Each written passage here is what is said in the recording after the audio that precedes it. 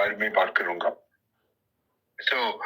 वो है इंडिया में डायबिटीज का इकोनॉमिक इम्पैक्ट।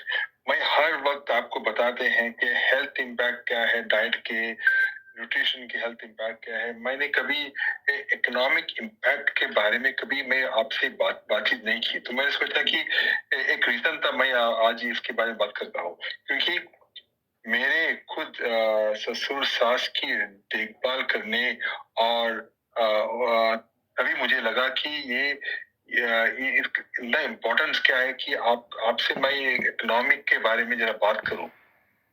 तो डायबिटीज से इंडिया में दो प्रकार के खर्चे आते हैं। एक है डायरेक्ट कॉस्ट, ये मेडिकल एक्सपेंसेस है। ये मेडिकल एक्सपेंसेस है जो एक मिनट, मेरा किसी ने मेरा फोन कर दिया। एक ये जो मेडिकल एक्सपेंसेस है जो डायबिटीज और इसके कॉम्प्लिकेशंस को मैनेज करने के लिए आते हैं, जैसे रूटीन चेकअप्स हो, दवाइयाँ हो और लैब टेस्ट। ये खर्चा व्यक्तियों पर और हमारे हेल्थ केयर सिस्टम पर फाइनेंशियल बर्डन जरूर डालते हैं, लेकिन दूसरे हैं जो छुपा हुआ एक कॉस्ट हम कभी सोचते नहीं है। ये है इनडायरेक्ट कॉस्ट। तो डायरेक्ट कॉस्ट है, फिर इनडायरेक्ट कॉस्ट। ये क्या है? मेडिकल खर्चों के अलावा डायबिटीज प्रोडक्टिविटी पर भी असर डालती है, जैसे काम से छुट्टी लेना, जल्दी रिटायरमेंट, अर्ली रिटायरमेंट होना, और वेरी इंपॉर्टेंट, किसी की मृत्यु जल्दी हो जाना। देखो जवान लोग जो 40 से 50 से 35 है, उनका मृत्यु जल्दी हुआ तो हमारे इकोनॉमिक इम्पैक्ट बहुत है। और इसके अलावा और भी नॉन मेडिकल खर्चे होते हैं, जैसे कि ट्रांसपोर्टेशन, हम उबर लेते हैं डॉक्टर के जाने के लिए। फिर है स्पेशल डाइट्स। डॉक्टर्स हर वक्त कुछ ना कुछ डाइट्स हम प्रिस्क्राइब करते हैं, मेरे नर्स को भी। तो मुझे लगा कि एक इनडायरेक्ट कॉस्ट भी एक एक एक बर्डन है हमारे सोसाइटी पर, हमारे ऊपर।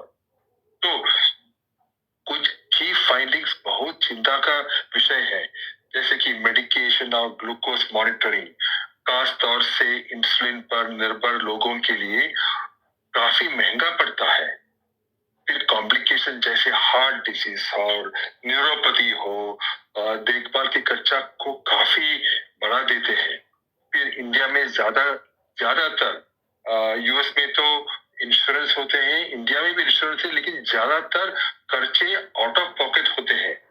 तो हमारे पॉकेट से ही खर्चे जाते हैं, इंश्योरेंस या हेल्थ स्कीम के द्वारा कवर्ड नहीं होते ज्यादातर। फिर इंडियन गवर्नमेंट में एक स्टडी किया था 2017 में, इंडियन योगा एसोसिएशन के द्वारा। उस स्टडी में उन्होंने क्या फाइंड किया? उस डायबिटीज मैनेजमेंट में यूज होने वाले दवाइयों का एवरेज लाइफ टाइम कॉस्ट, सोच लिए, life time cost average 19 lakh होते हैं। 19 लाख हमें पता भी नहीं चलते, राइट? तो इन्होंने स्टडी किया था 2017 में। फैमिलीज अपनी एवरेज उनके उनके उनके सैलरी 15 to 25% डायबिटीज केयर पर खर्चा करती है। सोच लो, हमारे फैमिलीज, हमारे फैमिली को कोई डायबिटीज है, हमारे सैलरी 15 to 25% डायबिटीज पर खर्चा करती है। पेशेंट्स के प्रति महीने का एवरेज खर्च है 1265, जिसमें 993 मेडिकल और 270 रुपीज नॉन मेडिकल खर्चे हैं। तो किसी को बिना कॉम्प्लिकेशंस के प्रति पेशेंट हर साल 22,000 है। और किसी को कॉम्प्लिकेशंस हुआ तो, लेकिन न्यूरोपैथी हो गया, कार्डियोवैस्कुलर सिचुएशन हो गया, उनका 30,000 और उनसे भी ज्यादा होते हैं। 30,000 रुपीज और ज्यादा हर साल।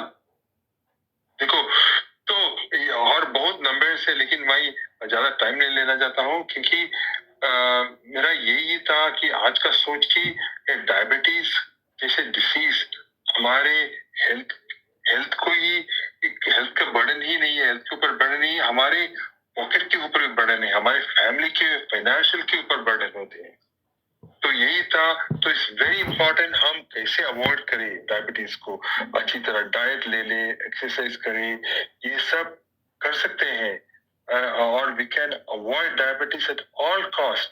ये सिर्फ हमारे पास ही है ये कंट्रोल करने के लिए। तो यही था मेरा आज का सोच टीम। तो चले